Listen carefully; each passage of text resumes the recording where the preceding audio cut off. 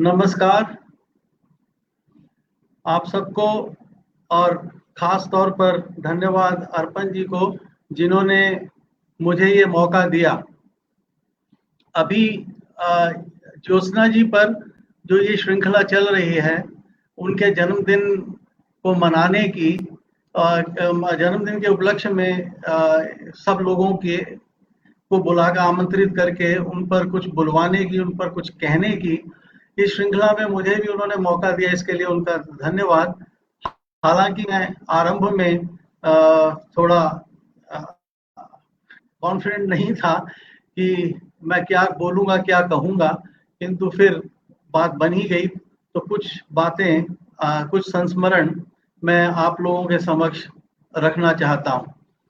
वो वैसे कल रमेश जी का जो उद्बोधन था, कुछ वक्तव्य था ज्योत्सना जी को लेकर, मुझे लगा उसको सुनने के बाद कि इसके बाद कभी भी किसी को भी बोलने की आवश्यकता नहीं होनी चाहिए, क्योंकि वो एक तरह का अल्टीमेट स्टेटमेंट था ज्योत्सना जी के व्यक्तित्व के बारे में। अब उसमें हम क्या बात ऐड करेंगे, क्या कर पाएंगे हम? बात समझने की, देखने की यह है कि जब कोई कुछ कहता है, कहने लगता है तो कुछ कह ही देता है, किंतु वैसा कुछ कह पाना, उस स्तर पर पहुंच पाना, तो मुझे लगता नहीं है कि संभव होगा। फिर भी आपके सामने प्रस्तुत हूँ ज्योत्सना जी से संबंधित कुछ अपने संस्मरणों के साथ और उनके विचारों के साथ। बात शुरू करने से पहले एक बात जो सबसे महत्व की है वो स्पष्ट कर दूं कि ज्योत्सना जी जो थी, हमारे पिताजी की अंतरंग मित्र थी। और ऐसी मित्रता उनकी कि जिसके लिए घनिष्ठता शब्द भी पूरी तरह से उसे अभिव्यक्त नहीं कर सकता। और बहुत गहरी दोस्ती, गहरी मित्रता थी इनकी आपस में।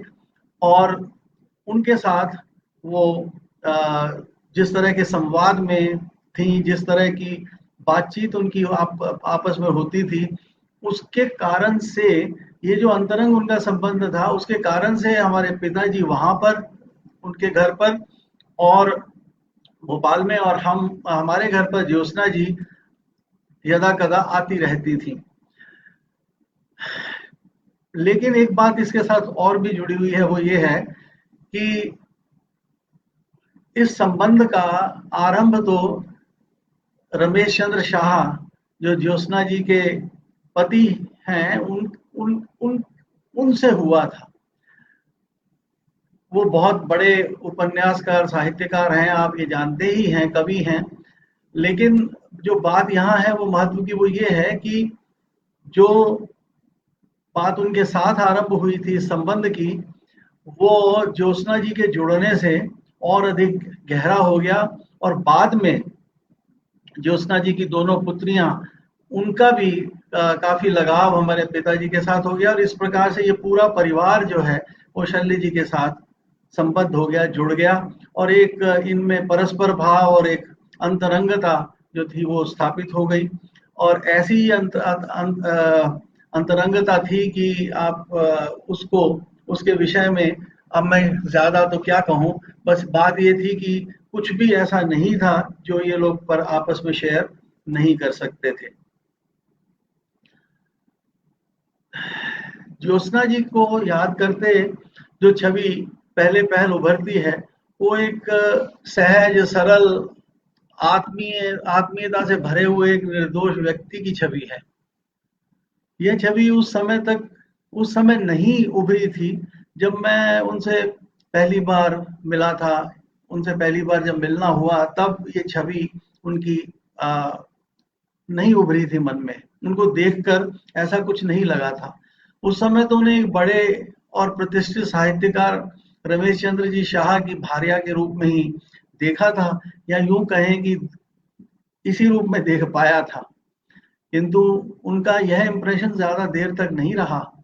जब वो पहली बार जयपुर आई, तो हमारे घर में सबके साथ हुए ऐसी सहजता और आत्मीयता के साथ मिली कि लगा ही नहीं कि वो पहली बार हम लोगों से मिल रही हैं। उनका बीच-बीच में ड्राइंग रूम से रसोई में चले आना, हमारी माँ से या शारदा से, मेरी वाइफ से या मेरी बहन से बात करना इतना सहज था कि वे घर के लोगों के साथ अनायास ही बहुत घुल-मिल गईं। अब बात यहाँ ये है महत्व की, वो ये कि उनके कर्तृत्व से यूँ यद्यपि पहल कुछ परिचय तो था मेरा, किंतु हम लोग जानते भी थे कि ज्योत्सना जी कवित्री हैं, कहानीकार हैं, उपन्यासकार भी हैं, निबंधकार हैं, फिर संपादक हैं, सोशल एक्टिविस्ट हैं, ये सारी बातें मालूम थी, किंतु ये सब शायद दिमाग में रजिस्टर ही नहीं हुआ था। उस दिन चलती बातचीत में ही, जिसमें मैं सीधे शामिल नहीं था, यह समझ में आते देर नहीं लगी कि वे एक स्वतंत्र व्यक्तित्व संपन्न महिला हैं, जिनकी अपनी एक सोच है, विभिन्न विषयों पर अपना विचार है।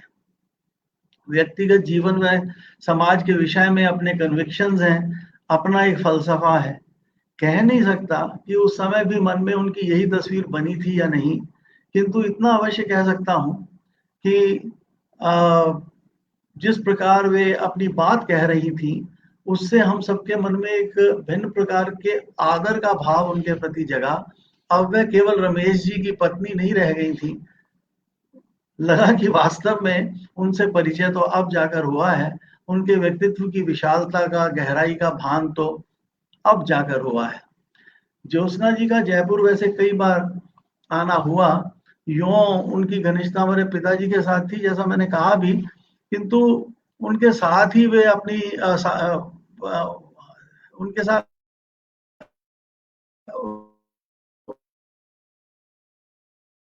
विचार, अपना भाव संसार सब कुछ साझा करती थी। फिर भी वे घर के दूसरे लोगों के साथ भी एक दूसरे, किंतु एक गहरे और स्नेह भरे संवाद स्थापित करती थी।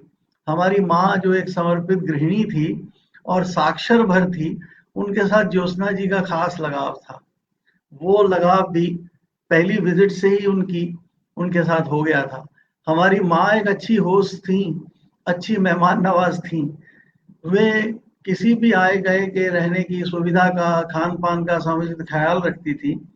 शायद यह एक बड़ा कारण था कि हमारे घर बहुत से लोगों का आना जाना रहता था और हमारी माँ जो है वो अथक सारे समय घर में काम में लगी रहती थी। ज्योत्सना जी ने शायद उन्हें एक उस आर्किटिपल भारतीय स्त्री के रूप में देखा था, जिसका सर्वस्व अपने परिवार में बसता है, जिसकी अपनी कोई इयत्ता, अपनी अस्मिता, अपनी कोई अलग या कहें कोई स्वतंत्र पहचान नहीं होती, जिसका बस वही संसार है, उसी में उसकी दुनिया है, उसके राग हैं, विद्वेष हैं, सुख दुख हैं। ज्योत्सना जी उनकी प्रशंसक थी, उनका आदर करती थी। वे हमेशा उनकी बात करते हुए कहती थी, उषा जी शल्य जी की सृजन पथ की यात्रा की ऐसी सहयात्री हैं, जो शल्य जी के मार्ग को सुगम बनाता चल रहा है, जिसका प्रकटता कोई अपना मान सम्मान नहीं है, वह है, लेकिन बस इतना ही कि उनका मार्ग सुगम बनाता रहे, सुगम बनाते चलता रहे साथ। अब देखिए ना कि वो ज्योत्सना जी जो स्त्री स्वतंत्रता, उसकी अपनी बीइंग की पुरजोर पैरवी करने वाली, उनके हितों और अधिकारों के लिए संघर्ष करने वाली सक्रिय कार्यकर्ता भी थी, उन्हीं के द्वारा उषा जी के आत्मविस्मृत व्यक्तित्व के प्रति ऐसा आदर भाव विचित्र नहीं तो थोड़ा अटपटा जरूर लगा था, किंतु वास्तव में यह स्त्रियों के प्रति उनकी सोच से बेमेल लेकिन कतई नहीं था। उनसे समय समय पर जितनी भी बातें हुई, उनमें स्त्रियों के अधिकारों और सम्मान को लेकर उनका आर्गुमेंट कभी पुरुष निषेध परक नहीं था, ये ध्यान देने की बात है। तब भी नहीं जब वे पुरुष के स्त्री के प्रति व्यवहार को लेकर अत्यंत व्यथित और क्षुब्ध होती थी, तब भी कभी पुरुष निषेध परक उन्होंने आर्ग्यूमेंट नहीं दिए। वे स्त्री की मुक्ति की समर्थक तो थी, किंतु परिवार और समाज के दायरे के भीतर जो पुरुष के साथ स्त्री के सह अस्तित्व से परिभाषित होती हो, ऐसी स्वतंत्रता की और मुक्ति की समर्थक थी वो। उनके लिए स्त्री की मुक्ति का रास्ता पुरुष को नकारते हुए नहीं, परिवार को तोड़कर नहीं निकलता था। उनके लिए मुक्ति का अर्थ स्वैराचार कतई नहीं था। उनके लिए मुक्ति का अर्थ था परिवार के भीतर ही सभी संबंधों के राग के ताने बाने में बुनी और कर्तव्यों से मर्यादित सीमाओं के भीतर स्त्री का उन्मुक्त होना। स्त्री मुक्ति का अर्थ मात्र स्त्री की मुक्ति ही नहीं था उनके लिए, बल्कि पुरुष की मुक्ति भी इसके साथ जुड़ी हुई थी। पुरुष की उस सोच से मुक्ति जिसने उसे स्त्री को पराभूत कर उसकी स्वतंत्रता छीन ली। इसके बिना मुक्ति संभव भी नहीं है। उन्होंने यह विचार लिखा भी है। वे कहती हैं कि कुछ शब्द, ये उन्हीं के शब्द कह रहा हूं, बोल रहा हूं, मैं उन्हें कोट कर रहा हूं, कुछ शब्द जिन्हें जीवन के नाभि स्थान में होना चाहिए, यानी जो कभी उस स्थान में थे, अचानक एक दिन पता चला कि वे तो ना जाने कब से लापता हैं, तिरोहित हो चुके हैं, इस तरह जैसे कभी रहे ही ना हो। ऐसा ही एक शब्द है सह अस्तित्व, यानी साथ साथ होना, जीना, रह सकना, एक दूसरे को नष्ट किए बिना, एक दूसरे को उसके होने के लिए जगह देते हुए, परस्पर के लिए स्पेस खुद बटे हुए या रचते हुए होना, एक दूसरे के होने की, हो सकने की शर्त की तरह समूची सृष्टि का, हर चीज का होना। यह शब्द सह अस्तित्व और उसके साथ यह भाव जाने कब तिरोहित होना शुरू हो गया और एक दिन पूरी तरह से गायब हो गया। नदियां की नदियां और पूरा का पूरा वायुमंडल प्रदूषित हो गया। दूसरा अब नहीं था, या था तो बाहर हो गया था। मेरे होने से उसके होने का कोई वास्ता नहीं था। ये उन्होंने हम संविदा की प्रस्तावना में लिखा है। थोड़ा आगे वो एक कमाल की बात कहती हैं, तिरोहित होते इस शब्द का, इस भाव का पुनः अवतरण, पुनः आविष्कार एक रास्ता हो सकता है मनुष्य के बचाव का। मनुष्य का बचाव किस बात में किस बात से संभव है? वो यही सह अस्तित्व ही है। वे कहती हैं कि स्त्री पुरुष एक दूसरे के हो सकने की शर्त है, सृजन के साथी हैं। इस सब से यह तो साफ दिखता है कि उनका स्त्रियों को लेकर सोच स्त्रीवादी, जिस तरह का हम स्त्रीवाद को सामान्यतः जानते समझते हैं, वैसा तो नहीं था। बात स्त्रियों की मुक्ति की, स्वतंत्रता की तो थी, किंतु यह स्वतंत्रता निरपेक्ष स्वतंत्रता कतई नहीं थी। यह तो स्त्री पुरुष के ही नहीं, समूचे जीवन के, समूची व्यवस्था के भीतर सह अस्तित्व में अंतर्निहित स्वतंत्रता थी। यह स्वतंत्रता उस समष्टि के भीतर सबकी थी। इस प्रकार स्त्री की भी, जो ना केवल इस समष्टि का अंग ही थी बल्कि उसका आधार भी थी। जैसा कि पीछे भी मैं कह चुका हूं कि वे ना केवल यह सब सोच रही थी, महसूस कर रही थी, वे इसे क्रियान्वित करने के लिए सामाजिक क्षेत्र में भी उतरी। ये बहुत ही महत्व की बात है। वे सुप्रसिद्ध और स्त्री मुक्ति, स्त्री स्वतंत्रता को समर्पित श्रीमती इला भट्ट के साथ जुड़कर स्त्रियों के उद्धार को समर्पित उनकी संस्था सेवा के माध्यम से सतत सक्रिय कार्य करती रही। वे जीवन पर्यंत सेवा के हिंदी मुखपत्र अनसुईया की संपादिका के रूप में भी कार्यरत रही। उद्देश्य देखिए उनके इस पुरुषार्थ का, ये बहुत कमाल की बात है। उनका उद्देश्य था, उनके पुरुषार्थ का इस उद्देश्य था स्त्री की शख्सियत का सृजन और इसके माध्यम से उसकी मुक्ति का, उसके मुक्ति की और उसके स्वातंत्र की सिद्धि, उसकी स्वतंत्रता की सिद्धि, उसकी शख्सियत को गढ़कर ही संभव थी। ये वो मानती समझती थी। और ये बहुत महत्व की बात है कि जिसका कोई व्यक्तित्व ही नहीं, उसकी स्वतंत्रता का भी क्या अर्थ होगा। कैसा अति मानवीय सा लगने वाला यह उद्देश्य है, किंतु यही था उनका लक्ष्य, जिसकी सिद्धि के लिए वह श्रीमती इला भट्ट के आंदोलन में शामिल हुई थी।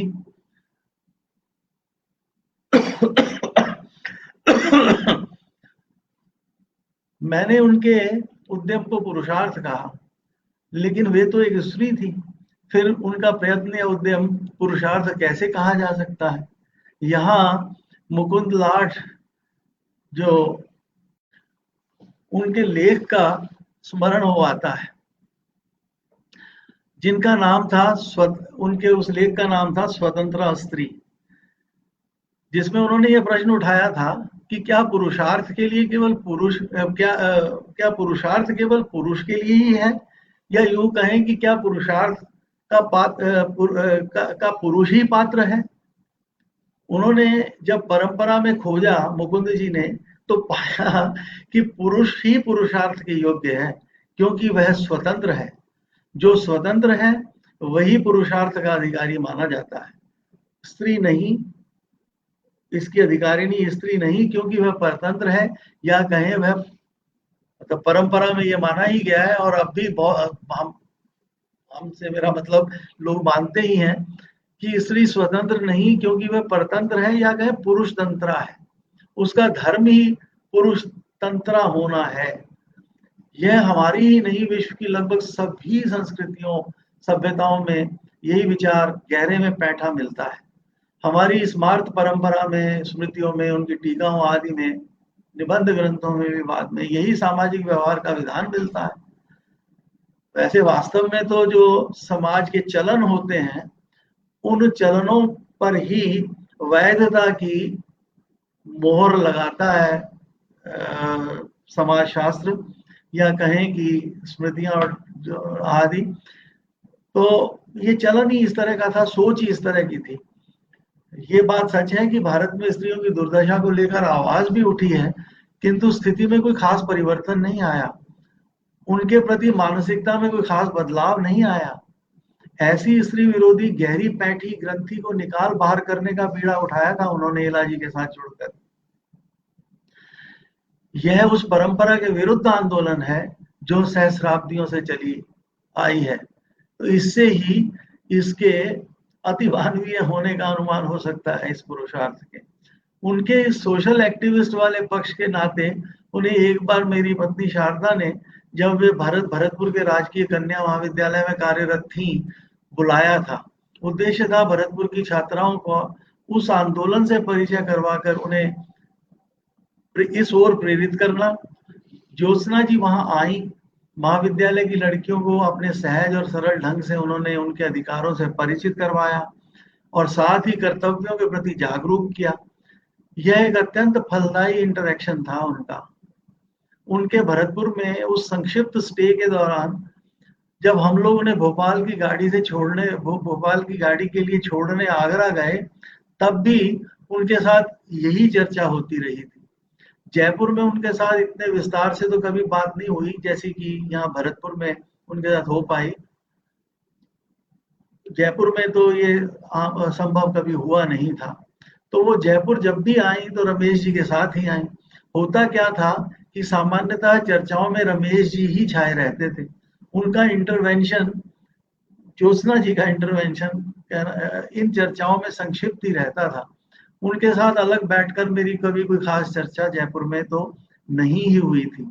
हाँ, यह अवश्य है कि शल्य जी के साथ वो जब तक बात अलग से बात करती थी, इन लोगों के साथ, रमेश जी और ज्योत्सना जी के साथ जयपुर पर प्रवास, उनके जयपुर प्रवास के दौरान कभी मुकुंद जी के यहाँ दया जी से मिलवाने, या कभी अंजू ढड्डा के यहाँ या किसी अन्य मित्र के यहाँ जाना होता था। वहाँ अनेक मेमोरेबल इवनिंग्स में मैं भी शामिल हुआ था उनके साथ। इन शामों में उनकी कवि संवेदना, कहानी और कविता पर भी उनकी टिप्पणियां, विभिन्न कलाओं में गहरी रुचि और समझ, यह यहाँ तक कि खाने को लेकर भी उनके कमेंट आदि से उनके व्यक्तित्व की सर्वांगीणता की झलक मिलती रहती थी।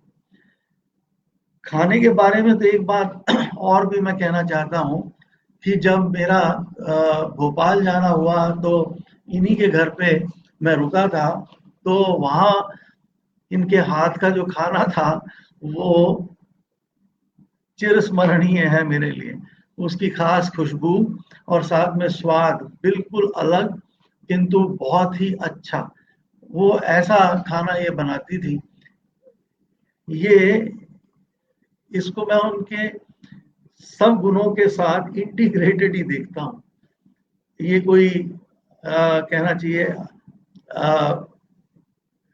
कम इम्पोर्टेंट, या यूँ कहें कि एक कोई अनुषंगी उनके उनकी विशिष्टता नहीं थी, किंतु वो बहुत ही बढ़िया, मतलब कहना चाहिए खाना भी बहुत अच्छा बनाती थी और उनकी पकड़ भी बहुत अच्छी थी पाक विद्या पर। उनकी कविताओं में और कहानियों और उपन्यासों में धरती, आकाश, पक्षी, पेड़, फूल, उन ये सब उनकी अभीप्साओं, आकांक्षाओं, अभिलाषाओं, उनकी साध, कि उनकी उस उनके यूँ कहना चाहिए कि उनकी साध आदि इनके माध्यम से बहुत ही प्रांजल ढंग से अभिव्यक्त हुई है। वास्तव में तो समस्त चराचर प्रकृति उनकी अंतरंगता का ही मानो एक्सटेंशन हो। उनकी कविताओं पर, उनके उपन्यास आदि पर तो बहुत लोगों ने बहुत सुंदर चर्चा की है पीछे। रमेश जी ने भी बहुत उनकी सुंदर कविताओं और के माध्यम से उनके व्यक्तित्व पर फोकस किया था, तो उसमें तो मैं नहीं जाऊंगा। यहाँ एक बात और कहकर फिर मैं उनके उपन्यास अस्तु का, उस पर जो शल्य जी ने टीका लिखी थी या यूँ कहें समीक्षा लिखी थी, उस समीक्षा को आपके सामने प्रस्तुत करूंगा, उसका वाचन करूंगा। ये जो अस्तु का उपन्यास है, इसकी एक बड़ी खासियत है हमारे लिए विशेष रूप से। एक तो इसको हमारे सभी परिवारजनों ने पढ़ा। ये शायद एकमात्र ऐसा उपन्यास होगा जिसे सारे परिवार ने पढ़ा। दूसरी बात जो इसके साथ जुड़ी हुई है वो ये है कि ये चर्चा भी इस पर बहुत हुई। ये बिल्कुल अलग ढंग का उपन्यास है। ऐसे उपन्यास हम लोगों की निगाह में और तो कभी नहीं आए, किंतु ये कोई एकदम खास उपन्यास है। और इसके बारे में एक महत्व की बात यह है कि इसकी समीक्षा लिखने से पहले शल्य जी ने इसे तीन बार इसे पढ़ा था। ऐसा ज्योत्सना जी के शल्य जी को लिखे पत्र से हमें मालूम हुआ। और इस पर भी जो उन्होंने लिखा था, जो समीक्षा ये लिखी थी, जब ये पब्लिश हुई तो इसमें से कुछ 8-10 पंक्तियां गायब थी। तो ज्योत्सना जी को ये समीक्षा लिख के शैली जी ने पहले भेजी थी, तो ज्योत्सना जी को भी बड़ा आश्चर्य हुआ इस पे कि संपादक ने इनको क्यों उड़ा दिया।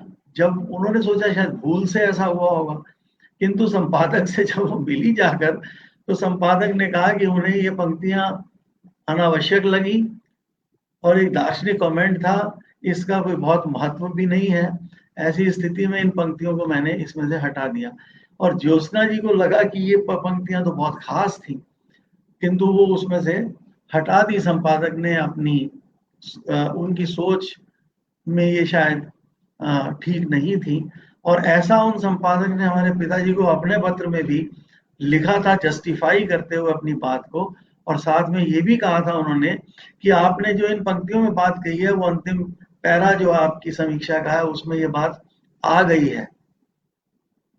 किंतु यहाँ बात देखने की और समझने की ये है कि वो पंक्तियां वास्तव में बहुत महत्वपूर्ण हैं और उनका रहना भी बहुत ही महत्वपूर्ण था उस समीक्षा में। और फिर जब ये समीक्षा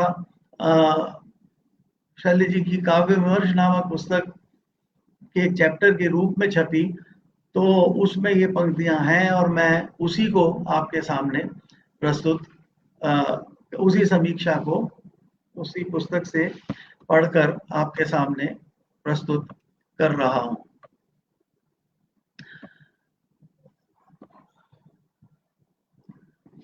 अस्तु का जो ये जो समीक्षा है उसका बहुत ही कहना चाहिए बहुत ही एकदम एप्ट टाइटल है और बहुत ही सार गर्भित इसका टाइटल उन्होंने दिया था, एक गगन विहारिणी की अंतर कथा। अस्तु का जो अस्तु का ज्योत्सना मिलन की दूसरी औपन्यासिक कृति है। इसका उनका पहला उपन्यास अपने साथ जब पढ़ा था तो उसने कोई विशेष प्रभावित नहीं किया था, इसलिए इस उपन्यास को भी मैंने कोई बड़ी आशा लेकर पढ़ना आरंभ नहीं किया था, किंतु जब मैंने इसे पढ़ना आरंभ किया तब पहले वाक्य से ही जैसे उपन्यास ने मुझे अभिभूत कर लिया। इसका आरंभ अस्तु के सीढ़ियां चढ़ने और उन सीढ़ियों तथा उन्हें फलांगने को अनंत करने की आकांक्षा से होता है और समाप्ति आसमान में उड़ने और उड़ने को अनंत करने की कामना के साथ। तब इस आरंभ और अंत के अंतराल में क्या होता है? इस अंतराल में अस्तित्व के है के लोक की अंतवंत सीमाओं की का संभाव्य की हो सकने की असीमता में अतिक्रमण में होता है। यूं तो इसमें कोई खास बात नहीं है, मानव चेतना का स्वरूप ही अस्थि से असंतोष और संभव में उसके अतिलंघन का है। इसी से वह विधाता की सृष्टि के समकक्ष एक दूसरी सृष्टि खड़ी करती है। मानव चेतना, विज्ञान, यंत्र, दर्शन और कलाएं अस्थि के प्रति उनके इस असंतोष की वाग्मी, विदग्ध और प्रगल्भ कहें अभिव्यक्तियां हैं, किंतु तब भी संभाव्य में उनकी यह उड़ान भाव से, अस्थि से किसी न किसी प्रकार जुड़ी ही रहती है, और नहीं तो यह संभाव्य को भाव बनाने पर ही तुली रहती है। किंतु अस्तु को भाव का, अस्थि का कोई मोह ही नहीं है। उसे अस्थि के न आदि में कोई रुचि है न अंत में। यहाँ हम इसके 2-3 उदाहरण देंगे, किंतु वास्तव में तो यह कृति आदि मध्य अंत तक पूरी की पूरी इसी प्रकार की है। उपन्यास का आरंभ इस प्रकार होता है, वह दौड़कर सीढ़ियों की ओर लपकी तो एक सीढ़ी फलांग गई, फिर तो फलांगती ही चली गई। लेकिन तुम जल्दी में थी, गैस पर दाल का बघार चढ़ा था, तुम्हें ध्यान ही नहीं था, तुम्हारा ध्यान वहीं था। जल्दी तो मुझे थी, ध्यान भी कुछ तो बघार की ओर रहा ही होगा, फिर भी गैस पर रखा बघारिया और पहुंचने की जल्दी जल्दबाजी दोनों ही उसे भूल गए। वह सीढ़ियां फलांगती रही, वह हंसे जा रही थी और बघार लगाते लगाते भी सीढ़ियां ही फलांग रही थी। जैसे जैसे वह फलांगती जाती, सीढ़ियां बढ़ती जाती। फलांगते फलांगते वह अपने से पूछती जा रही थी, पहले मैं थकूंगी कि सीढ़ियां खत्म होंगी? वह तो जो भी हो, बस मैं भर ना थकूं। उपन्यास का यह आरंभ घर की चार दीवारी में घिरी, घर के चूल्हे चौके में काम में ही पूरी तरह से खपी, किंतु फिर भी उन्मुक्त गगन विहारिणी एक लड़की के उस चार दीवारी के घेरे को फलांग कर आसमान में निर्बंध उड़ जाने की घोषणा है। मानव स्वातंत्र्य की इससे तुलनीय काव्यात्मक व्याख्या अन्यत्र कहीं भी पानी कठिन होगी। यह लड़की जैसे सीढ़ियों से रहित घर में सीढ़ियों की रचना कर उस घर की चार दीवारी से बाहर फलांग जाती है, बाहर कहीं सड़क पर नहीं, सीधे आसमान में, जिसका उसकी कामना के अनुसार कहीं अंत नहीं होना चाहिए। उपन्यास की समाप्ति इस प्रकार होती है, वह चुपचाप कुर्सी से उठी और नीचे फर्श पर लेट गई। सब कुछ के खत्म हो जाने के बाद भी आसमान तो बचा ही रहा था, मगर आसमान ने कभी उपद्रव मचाया उसे याद नहीं। उसने कभी बाधा भी नहीं दी, ना किसी सोच में ना किसी सांस में। आसमान से उसकी दोस्ती तो तब से ही है जब से उसे आसमान कहकर वह जानती भी नहीं थी। उन दिनों पहली फुर्सत जा बैठती थी आसमान से गप्पे लड़ाने, चाहे वो बरसात का हो, चाहे जाड़े का, चाहे गर्मी की रातों का। आसमान से दोस्ती के दिनों में बादल से, चील से, सूरज से, चांद से, हवा से, सबसे दोस्ती थी। इनमें से कोई भी कभी भी गप में शामिल हो जाता था। एक बात तो आसमान से कहती, हर किसी से, एक सिर्फ संती से। एक बात तो आसमान से कहती, एक हर किसी से, एक सिर्फ संती से। आसमान और संती में से किसी एक को चुनना जरूरी नहीं है। ये दोनों साथ साथ हो सकते हैं। ऐसा नहीं है कि जहां आसमान खत्म होगा वहीं से संति शुरू होगा। लेकिन तुम्हारी कामना के मुताबिक तो आसमान कभी खत्म ही नहीं होगा ही नहीं। इसका मतलब यह है कि संति बेचारा तो कभी शुरू ही नहीं हो पाएगा। आसमान भी शुरू और संति भी शुरू। शुरू से शुरू। शुरू में क्या था? शुरू में अस्तु का। ये अंतिम वाक्य है, किंतु सारे उपन्यास में यही आसमान, बादल, झील, पेड़, फूल, पक्षी हैं। केवल संति इतने महत्व से नहीं है। बेचारे को सचमुच ही कहीं शुरू नहीं मिलती। यूं यहाँ भी यह बेचारा ही है, आसमान के बराबर महत्व पाने की याचना करता हुआ। यद्यपि संति को यहाँ उपन्यासकार आसमान के साथ शुरू दे देती है, किंतु इस संशय के बाद कि आसमान उसके संपूर्ण अस्तित्व को व्याप्त कर अनंत में बढ़ गया है, ऐसे में बेचारे संति के लिए कहीं कुछ अवकाश बचेगा भी या नहीं। किंतु यहाँ उपन्यासकार अस्तु की कल्पना की उड़ानों को एक नया मोड़ देती है, शायद तात्विक मोड़। जो आसमान अनंत है उसे वह एक शुरू देती है, संति के बराबर का शुरू। किंतु इस शुरू से पहले स्वयं अस्तु को शुरू होना चाहिए, नहीं तो कुछ भी शुरू नहीं हो पाएगा, ना आसमान ना संति। इन संभावनाओं की अपारता, ना ही इन संभावनाओं की अपारता हो। किंतु अस्तु का शुरू कहां से होगा?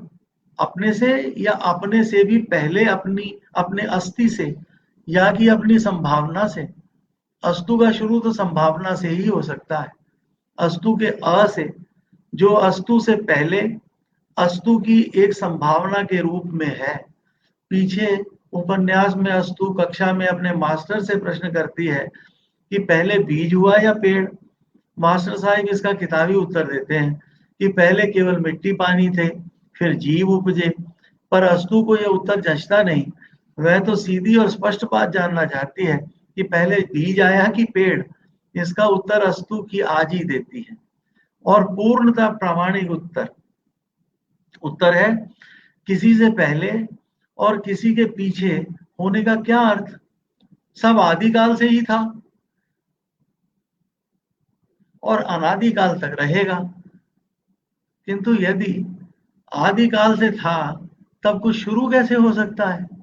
स्वभावतः नहीं हो सकता। किंतु यदि अस्तु का शुरू नहीं होगा तो आसमान का शुरू कैसे हो सकता है? स्वभावतः नहीं हो सकता। किंतु अस्तु का शुरू नहीं होगा तो आसमान का शुरू कैसे होगा? किंतु यदि अस्तु का शुरू उसके अपने से ही होगा, तब भी अस्तु अनादि और उसका आसमान अनंत कैसे होगा? इसलिए अस्तु को अपने से भी पहले शुरू होना चाहिए, अपनी संभावना के रूप में। तभी वह संभावनाओं के अनंत आकाश में अपने को खो और संजो सकती है। आसमान के साथ अस्तु का रिश्ता कितना घनिष्ठ है, इसका कुछ अनुमान ऊपर के उद्धरणों से हो जाता है, किंतु इसका पूरा पता पूरे उपन्यास को पढ़े बिना नहीं चल सकता। वह सारा समय आसमान के साथ ही रहती है। वह जो सब चीज के लिए यह सोच सकती है कि यह जो है नहीं भी हो सकता था। आसमान के बारे में यह कल्पना भी करने से इनकार कर देती है कि उसके साथ ऐसा किसी तरह भी हो सकता है। आसमान के नीचे नहीं होने की संभावना का प्रश्न, और इस प्रश्न से उपजी अकुलाहट उपन्यासकार के शब्दों में ही द्रष्टव्य है। अस्तु अपने से कहती है कि आज से 7 साल पहले कोई आकर कहता, कोई क्या, मान लो संति ही आकर कहता कि अस्तु फर्ज करो एक दिन तुम सोकर उठो और देखो कि बाहर आसमान नहीं है, ऊपर नीचे आजू बाजू कहीं नहीं है, तो ऐसा हो ही नहीं सकता। उसका दो टूक जवाब होता, ना हो तो ना हो, तब तो डर की कोई बात ही नहीं, तुम फर्ज तो करो। जबकि घुसने को तो उसे पता है कि आसमान पत्थर में या लोहे में घुसकर भी अपने लिए तो जगह बना ही लेता है, जहां मर्जी घुस जाए, निकल आए। आसमान ने तो दिया था, आसमान ने ही तो दिया था उसे परकाय प्रवेश का मंत्र। अपने शरीर से चुपचाप निकलकर पेड़ में चली जाती थी, कभी घुस जाती थी किसी छिपकली में, सांप में, घोड़े में, चील में, आदमी में, औरत में, बिना रोक टोक भटकती फिरती थी। आसमान की तो बस एक ही शर्त थी, सबसे पहले तो तुझे आसमान होना पड़ेगा, फिर तुझे कुछ और होना हो तो हो, मत होना हो तो मत हो। यही तो चाहिए था उसे, सबसे पहले तो उसे आसमान होना था। नहीं नहीं, यह फर्ज भी नहीं करूंगी कि उठूं और बाहर आसमान ना हो। अरे बुद्धू, ये फर्ज करने से ही आसमान कहीं थोड़े ही नहीं हो जाएगा। संती ने ऐसा कहा। अब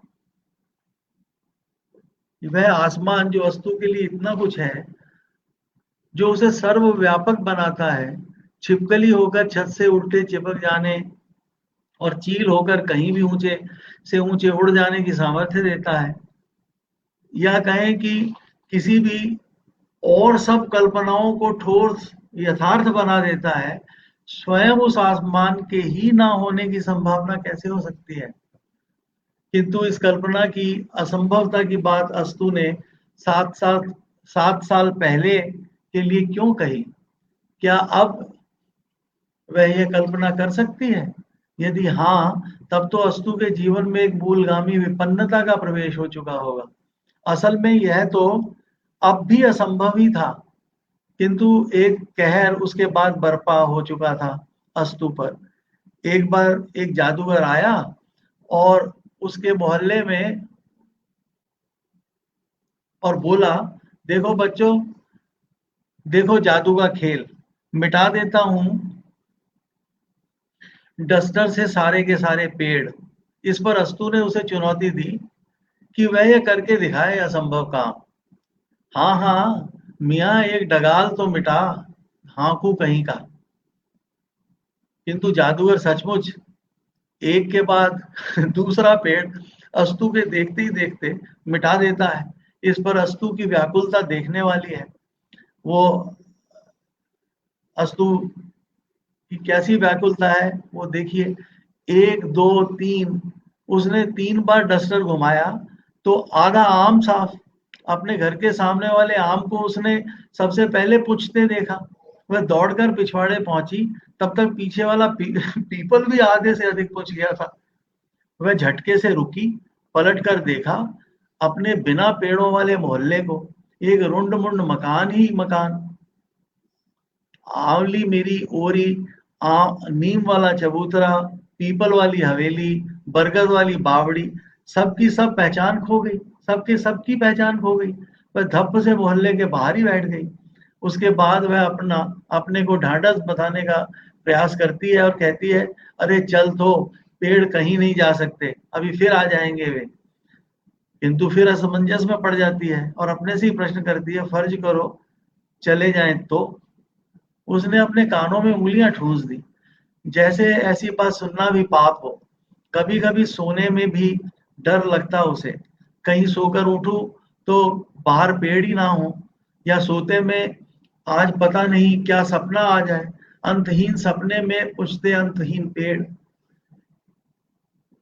इसमें अस्तु का पेड़ पौधों से तादाद में उसके जीवन की अकल्पनीयता वैसे ही लक्षित होती है, जैसी पिछले उद्धरण में आकाश के प्रति देखी थी।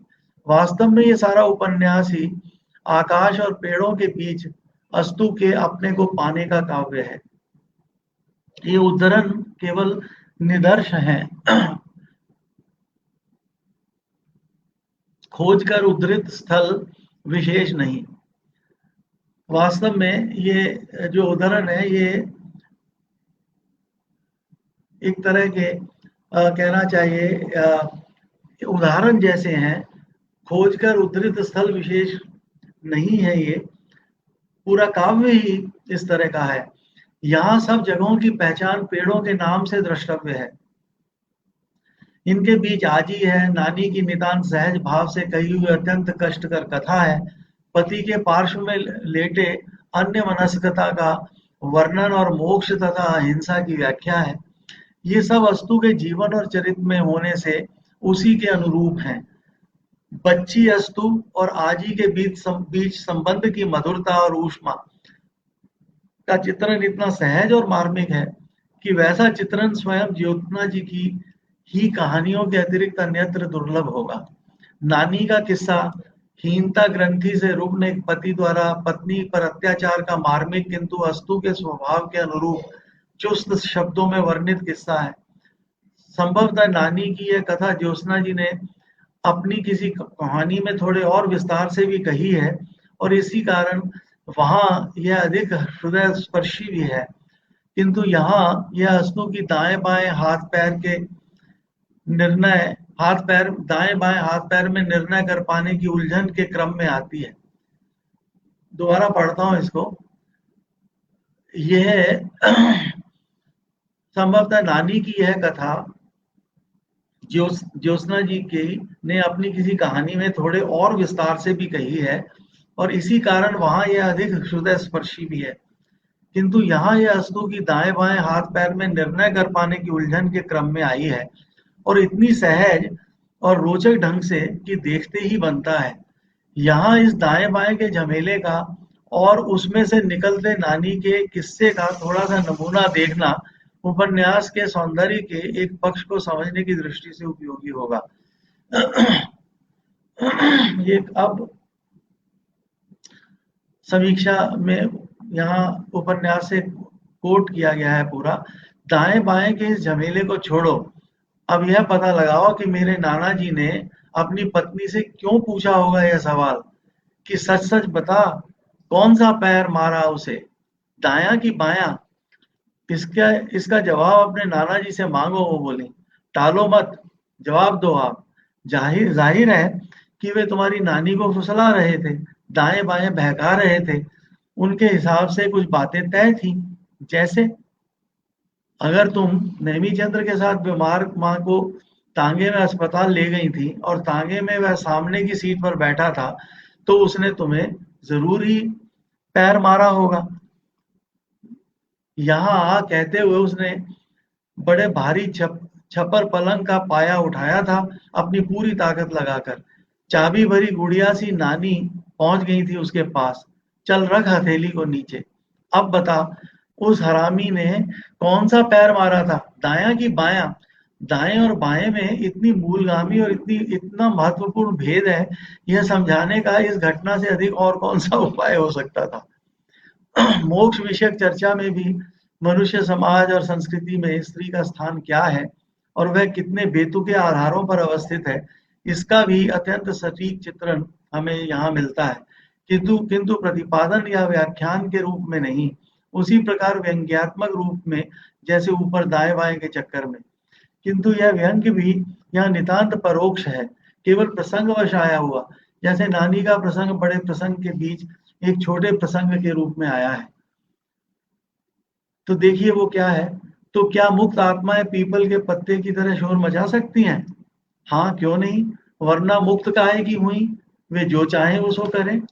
तो क्या वे जब चाहें किसी भी चीज में घुस जा सकती हैं? अरे कहा ना, वे सब कुछ कर सकती हैं। अगर ऐसी किसी मुक्ति की संभावना हो तब तो मोक्ष के बारे में पुनर्विचार किया जा सकता है। कितनी मजेदार बात है, एक जन्म में चील, एक चींटी का, एक पेड़ का, और पेड़ों में भी कितने पेड़ हुआ जा सकता है। कैसी मजे की बात है कि हमारे दार्शनिक और ऋषि तो 84 लाख योनियों के चक्कर से बचने के लिए मोक्ष ढूंढते हैं और अस्तु इन योनियों के खेलने के लिए ही मोक्ष चाहती है, किंतु आगे चलकर वह मोक्ष को बेतुकी बात पाकर अस्वीकार कर देती है। दरअसल मोक्ष के साथ दो बड़ी भारी मुसीबतें थीं। वो कहती है, एक तो यह कि अगर कल को वह, उसके पिता, उसके भाई सब मिलके एक साथ ही एक दिन तप करना शुरू करें और सबके सब बराबर तप करें, तो उसके फलस्वरूप वह अधिक से अधिक एक पुरुष ही हो सकती है, जबकि उसके पिता भाई ननकु सुनार या मन्ने धोबी तक को उतने तप के बाद सीधे मोक्ष मिल सकता है। हर तरह सोचने पर उसने पाया कि मोक्ष का कोई विशेष फायदा नहीं था, बल्कि उसका बड़ा से बड़ा नुकसान ही तो यही था कि एक बार मुक्त हो जाने के बाद तो कुछ और हुआ ही नहीं जा सकता। तो इसमें तो अस्तु को इसमें तो अस्तु का अस्तु रहना ही क्या बुरा है। बात कमाल की है। स्पष्ट है यहाँ उद्देश्य नारी के प्रति अन्याय के विरुद्ध प्रत्यक्ष या परोक्ष किसी भी रूप में झंडा गाड़ना नहीं है। यहाँ देखिए बात जो आई है वो यही आई है कि स्त्री जो है वो बहुत ही तप करे तो पुरुष ही हो जा सकती है, कोई एक पुरुष, किंतु मुक्ति या मोक्ष आदि की बात उसके लिए तब तक संभव नहीं है कि जब तक कि वो स्त्री ही है। अस्तु घर के बारे में क्या कहती है यह दिखाने का लोभ संवरण करना भी हमारे लिए कठिन हो रहा है, इसलिए संक्षेप में वह भी देखें। क्या कहा अभी अभी तुमने? मेरा घर? मन्ने धोबी का घर झुग्गी बस्ती में है। जितनी बार बुलडोजर आता है उसे ढहाता है, मगर वो हर बार ऐसे उठ खड़ा होता है जैसे खेलते खेलते गिर पड़ा बच्चा उठ खड़ा हो। लगता ही क्या है, गारा पानी पत्थर और गोबर, सब कुछ मुफ्त का। राजा का महल और उम्मेद सिंह की हवेली बरसों से खड़े हैं, अब वहां कोई नहीं रहता। चमगादड़ें मधुमक्खियां रहती हैं, अगर वे कोई में शामिल हों। लगभग पूरी तरह नष्ट हो जाने के बाद भी ये अपने होने का भ्रम बनाए रहते हैं, इसलिए खत्म हो चुकने के बाद भी इन्हें कोई नहीं ढहाता। अस्तु को तो ऐसा घर चाहिए जो जब जब वो चाहे हो, जब ना चाहे ना हो, जिसे खींच तान कर बड़ा या छोटा किया जा सके। ऐसे घर की खोज में वह बचपन की एक दोपहर घर से निकल पड़ी थी और तब से अभी तक लौटी ही नहीं। अद्भुत, इसे केवल अद्भुत ही कहा जा सकता है। अस्तु के चरित्र का इससे अधिक व्यंजक चित्र और कोई नहीं हो सकता। अस्तु का घर से निकलना वास्तव में कैसे हो सकता है, और उसे इस वास्तव निकलने की जरूरत भी क्या है? उसके घर का तो घर होने के लिए बाहर से जुड़ना भी जरूरी है, तब अस्तु को यूं बाहर निकलने की जरूरत भी क्या? इस प्रकार से यह समीक्षा समाप्त होती है।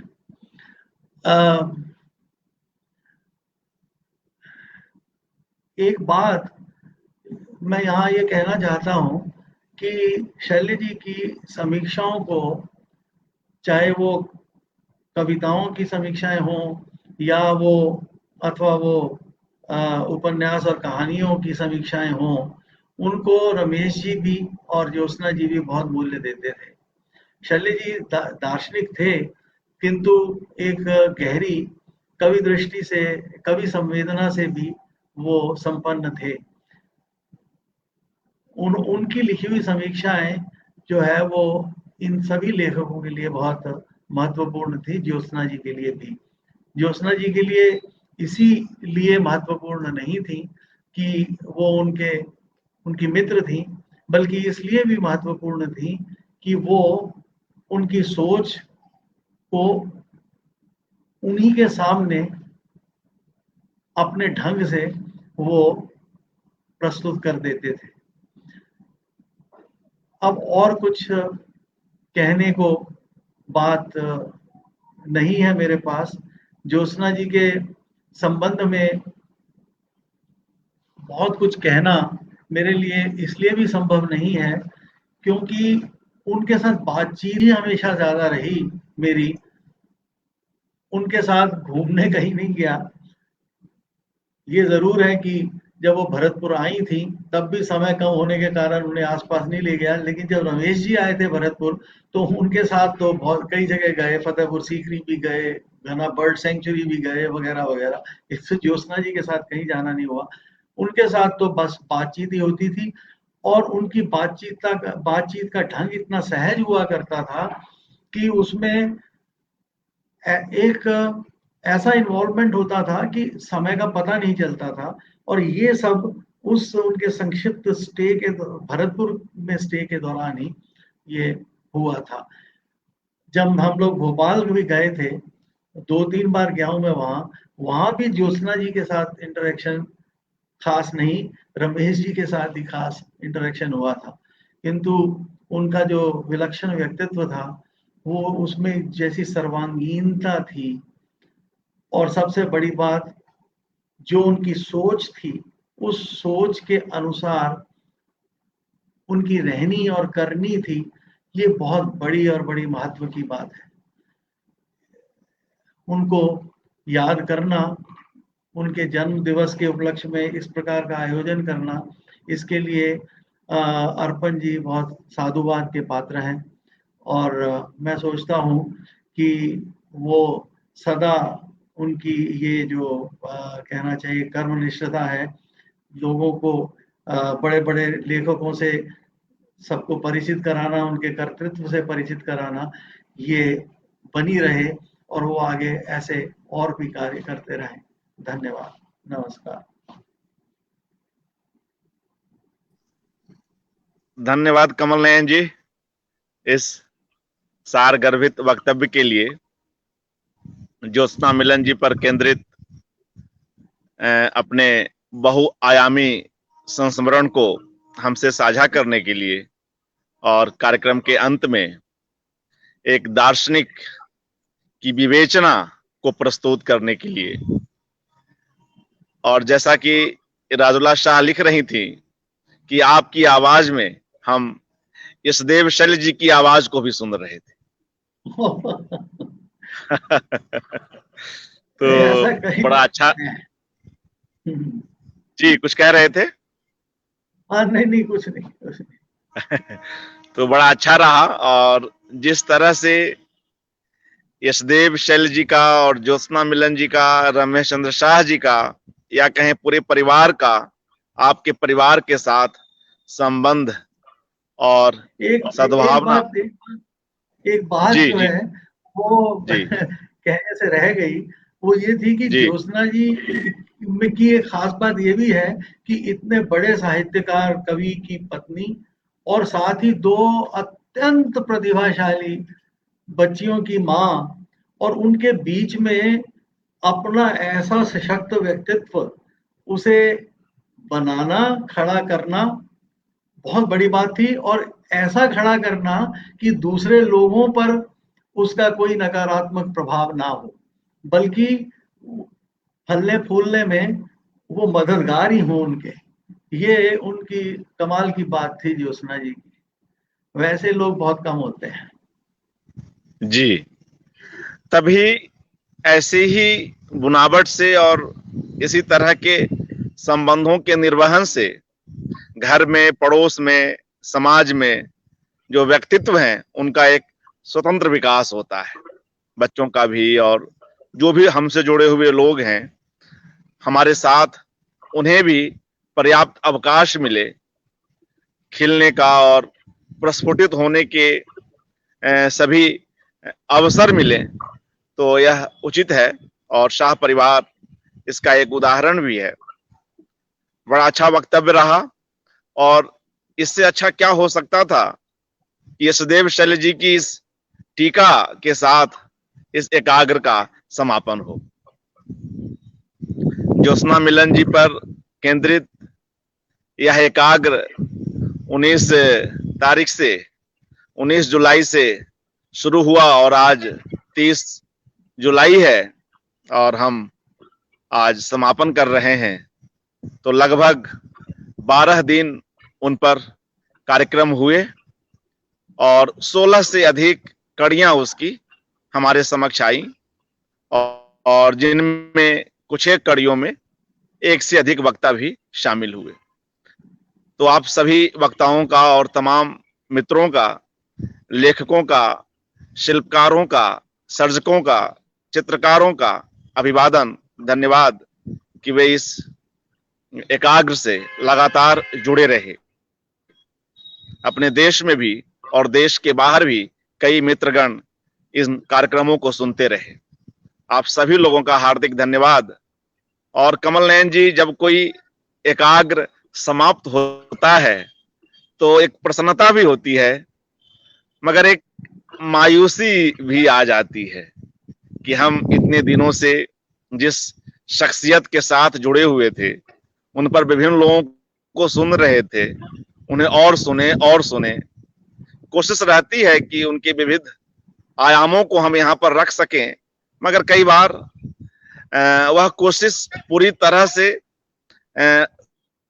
संभव हो जाए, वह 100% हो जाए, यह आसान नहीं है। इस एकाग्र के लिए भी मैं कहूंगा कि हम उनके अधिक से अधिक आयामों पर चर्चा कर पाए, फिर भी कुछ आयाम शेष रह गए हैं जिन्हें हम बाद में भी कर सकते हैं। कई और वक्ताओं को भी आना था, जिसकी चर्चा आज शंपा शाह जी भी कर रही थी। उनके घर से भी, मायके पक्ष से भी कुछ लोगों को आना था, मगर कुछ लोग देश के बाहर भी उलझे हुए हैं। कुछ लोग जो यहाँ हैं उनकी अपनी कुछ चिकित्सीय समस्याएं हैं, तो इस कारण से कई चीजें रह गई। फिर भी मुझे लगता है कि इन 12 दिनों में हमने 16 कड़ियों को सुनते हुए काफी कुछ सीखा, समझा, और ज्योत्सना जी के जो एक सर्जक व्यक्तित्व है उसके विविध आयामों से हम परिचित हो सके। किसी एकाग्र का यही लक्ष्य भी होता है।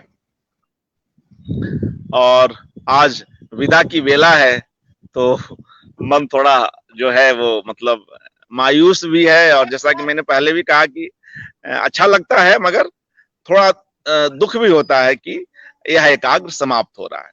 ये कुछ ऐसी ही अनुभूति है कि जैसे हम किसी नई जगह पर जाते हैं तो वहां रहना शुरू करते हैं, और तमाम असमंजस और संकोच के बीच काम आगे बढ़ता है, और फिर एक दिन उस जगह को छोड़ना होता है। तो नई दिशा की ओर बढ़ने का उत्साह भी रहता है, मगर जो चीजें छूट रही होती हैं उसकी एक तकलीफ भी होती है।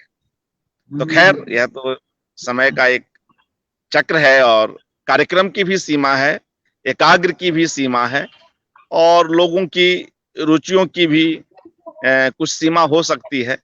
फिलहाल हम इस एकाग्र को यहाँ समाप्त कर रहे हैं, और इस एकाग्र में आए तमाम वक्ताओं का, तमाम दर्शकों का, श्रोताओं का अभिवादन करते हैं कि आप लोगों के इस स्नेह से, इस साहचर्य से और इस टीम भाव से ही यह सब कुछ संपन्न हो सका।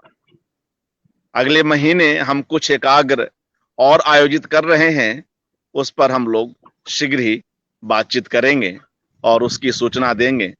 आप सभी मित्रों का पुनः धन्यवाद। कमल नयन जी, शुक्रिया। और आपसे पहले शंपा शाह जी आई थी, उनका भी बड़ा संस्मरणात्मक वक्तव्य रहा, बहुत ही भावपूर्ण, और कई जगहों पर तो मतलब ज्योत्सना जी को लेकर ऐसे आत्मीय प्रसंग रहे कि मन भावुक हो उठता है। तो उनका भी धन्यवाद, और तमाम वक्ताओं का जो 19 से लेकर 30 तक हमारे साथ जुड़े रहे, और हमारे नए मित्रों का, पाठकों का, दर्शकों का जो इस बीच हमसे जुड़े, और ज्योत्सना जी की कृतियों के प्रति उनकी जिज्ञासा भी कुछ अधिक सघन हुई, कुछ और अधिक विकसित हुई, और वे उनमें रुचि ले रहे हैं। शुक्रिया, शुभ रात्रि, धन्यवाद।